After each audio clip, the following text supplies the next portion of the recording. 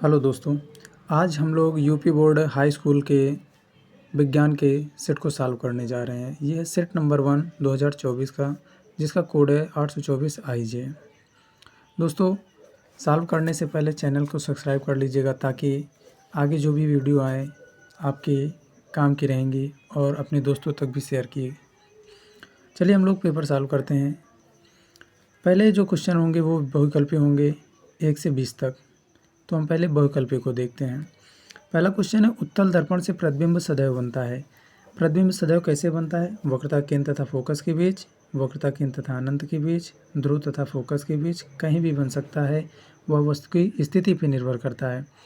तो दोस्तों, इसमें से कौन सा सही आंसर होगा? इसका सही आंसर हो जाएगा ध्रुव तथा फोकस के बीच में। ठीक है, उत्तल दर्पण से प्रतिबिंब सदैव ध्रुव तथा फोकस के बीच बनता है। दूसरा प्रश्न है, जब प्रकाश की किरणें एक माध्यम से दूसरे माध्यम में जाने पर अविलंब से दूर हटती हैं तो वह। देखिए दोस्तों, इसको सॉल्व करने से पहले हम लोग एक ट्रिक देखते हैं। वो कहते हैं, जब सघन माध्यम से विरल माध्यम में जाती है, यानी सघन से किस में जा रही है? विरल में। सघन से विरल में जा रही है तो इसमें क्या होता है? सघन माध्यम से विरल माध्यम में जाती है तो क्या होती है?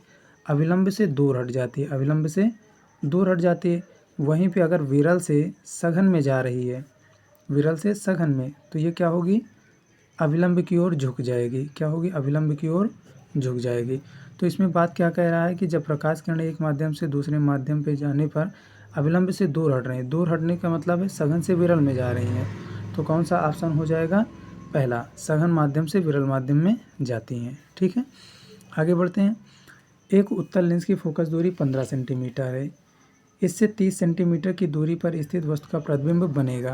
दोस्तों, ये सॉल्व करेंगे तो हमारा इसका आंसर आ जाता है 30 सेंटीमीटर पर वस्तु के दूसरी ओर वास्तविक उल्टा तथा वस्तु के आकार का।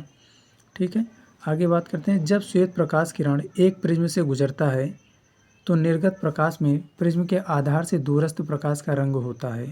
कहने का मतलब, जब हम लोग प्रिज्म बनाते हैं तो प्रिज्म जो होता है हमारा, तो उससे जब श्वेत प्रकाश किरणें टकराती है तो वो 7 रंगों में विभक्त हो जाती हैं। तो जो सबसे नीचे होता है वो बैगनी होता है यानी वायलेट, और सबसे ऊपर जो होता है वो होता है रेड यानी लाल।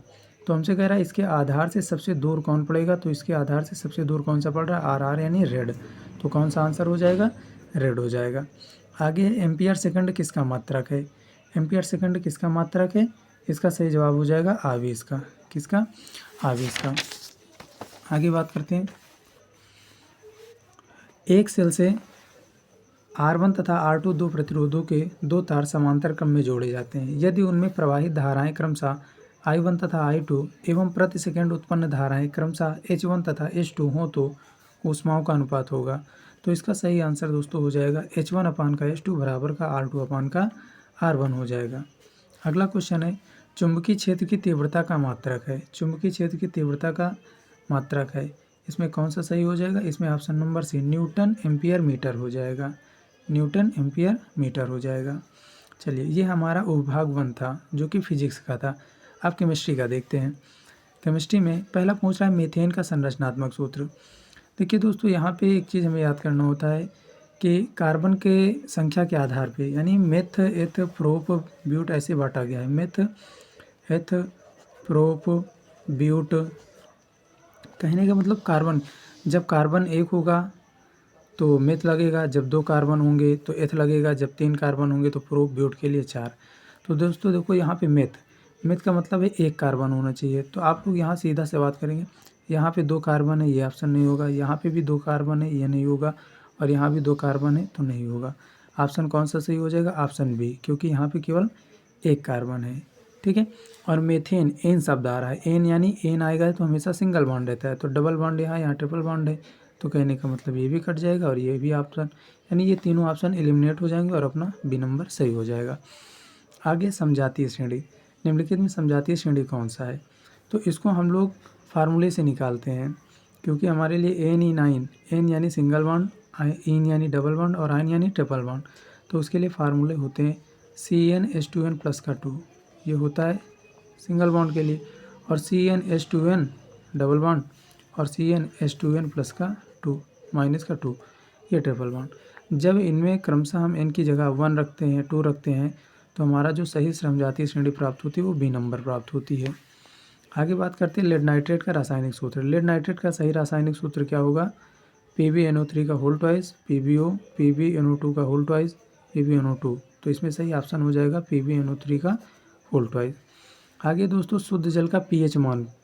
देखिए दोस्तों, जल न तो खट्टा होता है न तो क्षारीय होता है, यानी कि न तो क्षारीय होता है न तो अम्लीय होता है। जब ना तो क्षारीय होता है और ना ही अम्लीय होता है तो उस चीज़ का जो होता है pH मान कितना हो जाएगा? 7। 7 पर कोई भी चीज़ क्या रहती है? उदासीन रहती है। एंटीमनी। एंटीमनी क्या है? धातु, उपधातु, अधातु या मिश्र धातु। एंटीमनी अपनी उपधातु है। ठीक है। आगे 13 नंबर क्वेश्चन है, निम्नलिखित रासायनिक समीकरण को पूरा कीजिए। तो क्या हो जाएगा? CH3COOH प्लस का C2H5OH। ठीक है। इसको सांद्र सल्फ्यूरिक अम्ल की उपस्थिति में अभिक्रिया करवाया गया है, तो जल निकला है और कह रहा है कि उसके साथ क्या निकलेगा। दोस्तों चलिए जल हम पहले निकालते हैं। एक एच यहाँ से और O यहाँ से और एक एच यहाँ से निकाल लेते हैं।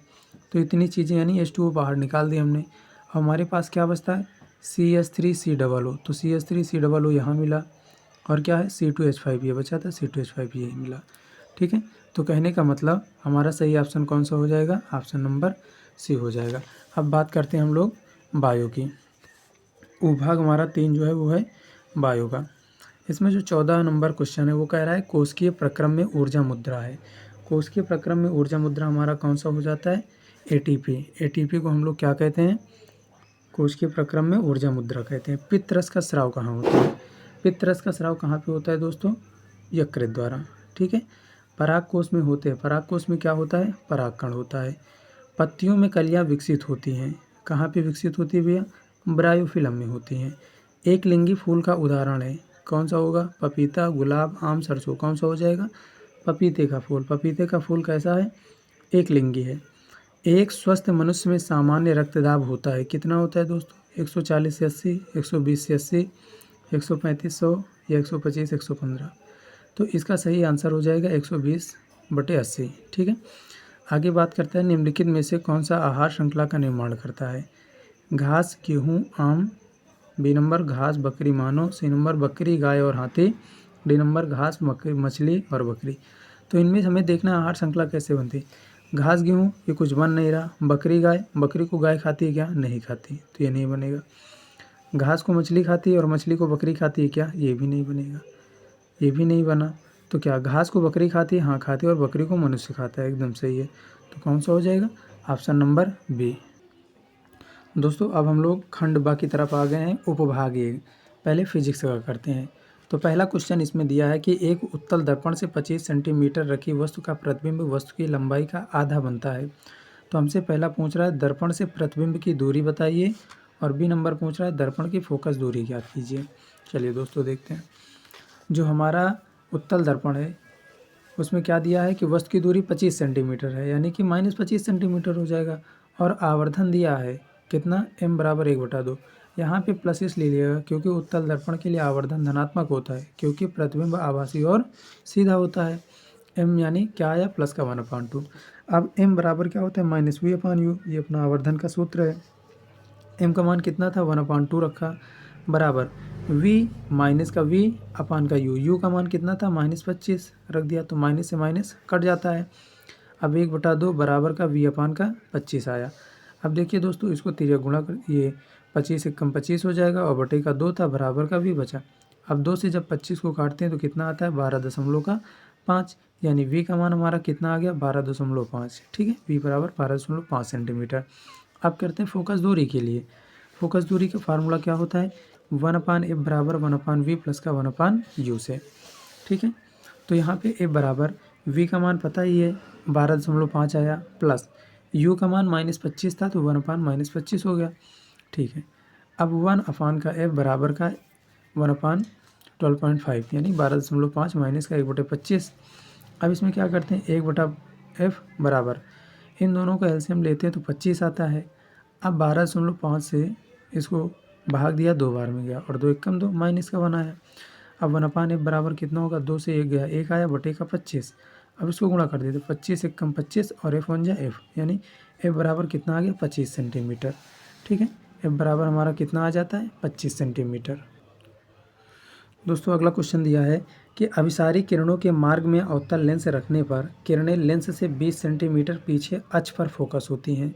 और बी नंबर दिया है लेंस की अनुपस्थिति में ये किरणें कहाँ फोकस होती हैं। लेंस की फोकस दूरी 30 सेंटीमीटर है। चलिए देखते हैं हम लोग। एफ बराबर यानी कितना हो जाएगा हमारा -30 सेंटीमीटर। अवतल लेंस की फोकस जो होती है हमेशा फोकस दूरी ऋणात्मक होती है। वी बराबर -20 सेंटीमीटर। चलिए 1/f बराबर 1/v माइनस का 1/u से। तो f का अभी हम वैल्यू पुटअप करते हैं। v का मान कितना था -20 रख दिया, माइनस का 1/u था, बराबर का f का मान -1/30 हो जाएगा। अब क्या करते हैं 1/f 1/u इसको उधर भेजते हैं और इसको इधर ले आते हैं, तो -1/2 ये इधर आ जाएगा तो कहाँ में हो जाएगा, प्लस में हो जाएगा। ठीक है, तो 1/v u बराबर का 20 और 30 का एलसीएम लेते हैं। जब इन दोनों का एलसीएम लेते हैं तो कितना आता है 60 आता है, और 20 × 60 और 30 दूना 60, तो -3 और +1 कितना आएगा -1। तो 1/u बराबर कितना होगा -1/60। अब इसमें क्या होगा -1/60 में, तो जब इसका तिर्यक गुणा करते हैं तो u बराबर कितना आता है -60 सेंटीमीटर। लेंस की अनुपस्थिति में किरणें लेंस से 60 सेंटीमीटर की दूरी पर फोकस होती हैं, और बी नंबर का भी यही आंसर होगा। अगला क्वेश्चन देखते हैं हम लोग। 2 ओम 3 ओम तथा 6 ओम के 3 प्रतिरोधों को किस प्रकार जोड़ा जाए ताकि पहला 4 ओम तथा दूसरा 1 ओम का तुल्य प्रतिरोध प्राप्त हो। चलिए इसका सलूशन देखते हैं। इसमें हम लोग करते क्या हैं कि पहले क्वेश्चन में कि 3 ओम और 6 ओम को पहले समांतर क्रम में जोड़ेंगे और फिर 2 ओम को श्रेणी क्रम में जोड़ेंगे। देखिए इसका फिगर कैसे बनेगा। ऐसे पहले 3 ओम और 6 ओम को समांतर क्रम में जोड़ लिया, बाद में 2 ओम को क्या करेंगे श्रेणी क्रम में जोड़ लेंगे। तो चलिए इसको R1 मान लिया, इसको R2 मान लिया। अब यहाँ 1/r बराबर फार्मूला क्या होता है समांतर क्रम का, 1/r1 प्लस का 1/r2। तो 1/r बराबर R1 का मान 3 है प्लस R2 का मान 6 है, रख दिया। अब 1/r बराबर इन दोनों का एलसीएम 6 आएगा, तो 3 दूना 6 और 6 कम 6, दोनों को जोड़ लिया भैया, तो 1/r बराबर 3/6 आ जाएगा। r बराबर यानी कितना हो जाएगा 6/3, 3 से काट देंगे 3 दूना 6 आ जाएगा, 2 आ जाएगा। तो r बराबर 2 ओम आ गया। ठीक है, अब क्या करते हैं 2 ओम और 2 ओम को श्रेणी क्रम में जोड़ते हैं। कहने का मतलब कि इन दोनों को हमने जोड़ लिया 3 और 6 को, तो क्या बना हमारा 2 ओम आया। 3 और 6 ओम को समांतर क्रम में जोड़ने पे 2 ओम आया। अब 2 ओम को 2 ओम के साथ फिर जोड़ देंगे, तो जब इसको जोड़ते हैं 2 ओम प्लस 2 ओम को श्रेणी क्रम में, तो r बराबर 2 ओम प्लस का 2 ओम बराबर कितना हो जाएगा 4 ओम। ये हमारा पहले का आंसर था। ठीक है, दूसरा हमारा क्या कह रहा है कि 1 ओम लाना है, तो क्या करेंगे इसमें 2 ओम 3 ओम और 6 ओम को समांतर क्रम में जोड़ देंगे, तो जोड़ने पे हमारा आंसर आ जाएगा। तो 1/r बराबर 1/r1 प्लस 1/r2 प्लस का 1/r3। तो 1/r बराबर 1/2 प्लस 1/3 प्लस 1/6, तीनों का एलसीएम लिया 6 आया। ठीक है, 2 3 6, 3 दूना 6, 6 कम 6, जोड़ लिया तीनों को, यानी 1/r बराबर 6/6 आ गया।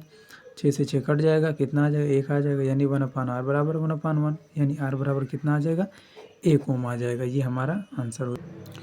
चलिए दोस्तों अगला क्वेश्चन दिया है हमारा कि घरेलू विद्युत वितरण में प्रयुक्त तारों के पहला नाम, दूसरा कार्य और आवरण के रंगों को लिखिए।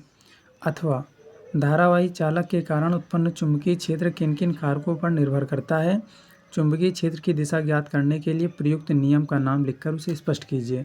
6 नंबर का है, चाहे इसको करना है चाहे इसको करना है। चलिए हम दोनों करेंगे, पहले इसको कर लेते हैं। घरेलू विद्युत वितरण प्रयुक्त तारों के नाम, कार्य और आवरण के रंग को बताएंगे कैसे करते हैं। ठीक है, तो दोस्तों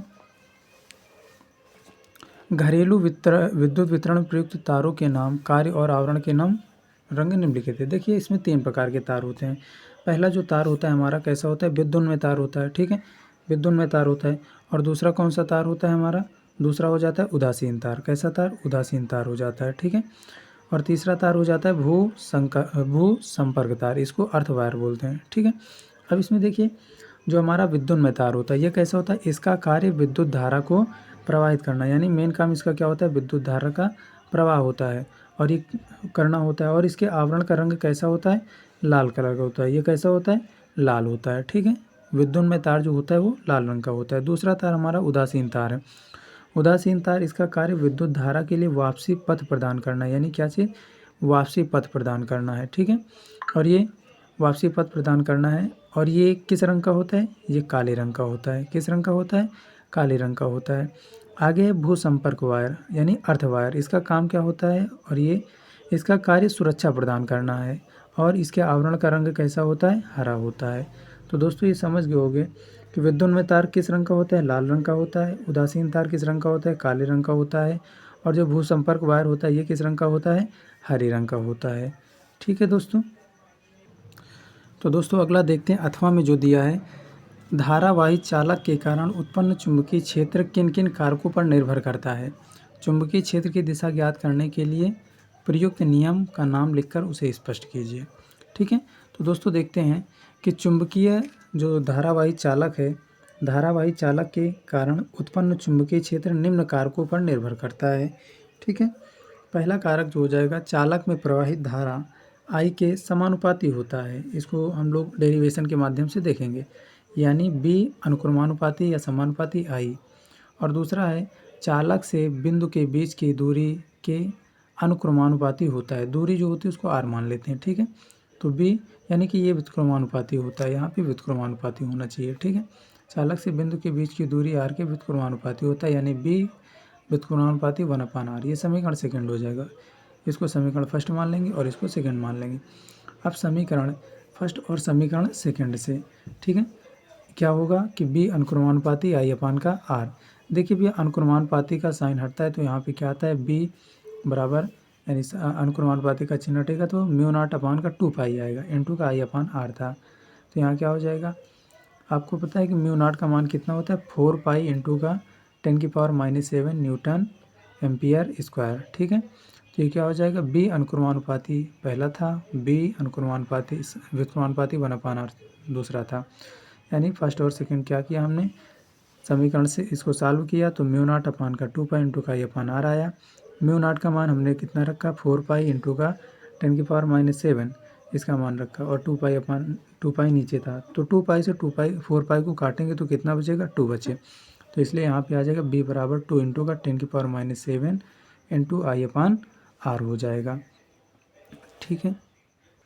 साथ ही इसमें पूछा था कि चुंबकीय क्षेत्र की दिशा ज्ञात करने के लिए प्रयुक्त नियम का नाम लिखकर उसे स्पष्ट कीजिए। तो दोस्तों पहले जैसे हमने देखा था कि धारावाही चालक के कारण उत्पन्न चुंबकीय क्षेत्र, चालक में प्रवाहित विद्युत धारा की प्रबलता बी अनुक्रमानुपाती आई निकाला था, और चालक से दूरी यानी बी व्युत्क्रमानुपाती आई 1/r किया था, और चालक के आसपास के माध्यम पर निर्भर करता है।